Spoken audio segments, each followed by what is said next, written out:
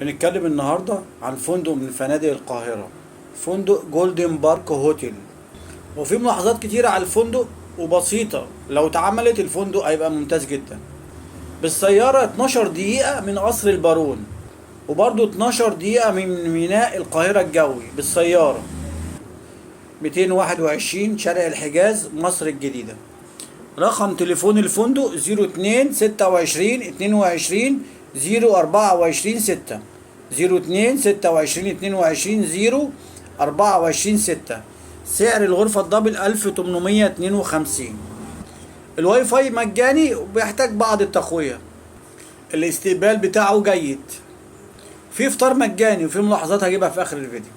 معاملة الناس جيدة جدا. موقع جيد والغرف معقولة وتحتاج لتحسين. فندق هادئ مع إطلالة جميلة وروعة على المدينة، قريب من المولات والنشاطات، موقع ممتاز. بالنسبة لملاحظات التقييم، الاستاف أعلى تقييم، وكذلك الموقع، وأي حاجة تانية واخدة تقييمات قليلة. من ضمن الملاحظات وكلها بسيطة وممكن الفندق يعملها، البطء في تنظيف الغرف. في بطء في تنظيف الغرف. الحمام، المصعد، السراير بتحتاج لتجديد. لا يوجد مكان لركن السيارة.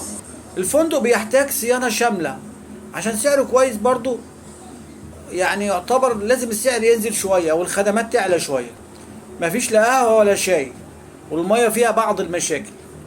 الفطار عادي عادي. فندق لطيف للإقامة القصيرة، مكان متواضع ونضيف ومناسب لقضاء المشاوير والنوم. الغرف بتاعته متوسطة وتحت المتوسطة.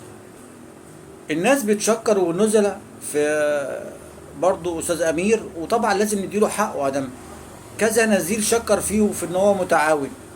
الملاحظة بتاعتي، لو الغرف ما عجبتكش اطلب تغييرها فورا. في غرف دون المستوى وفي غرف كويسة. وكمان أنا بقول في أي فندق مفيهوش خزنة، تحافظ على حاجتك وانت ماشي، تأكد على مراجعة حاجتك، لان انت بعد ما تمشي ممكن الحاجة تبقاش موجودة، وده في اي فندق لان هم مش مسؤولين. انا مش لاقي ملاحظات اقولها تاني على الفندق. اتمنى الملاحظات البسيطة دي. فندق يستاهل موقع وستاف، فمجهودهم ما يروحش كده، يعني لازم يبقى في تطوير في جميع النواحي. انا جبت لكم كل الملاحظات، والسلام عليكم ورحمة الله وبركاته.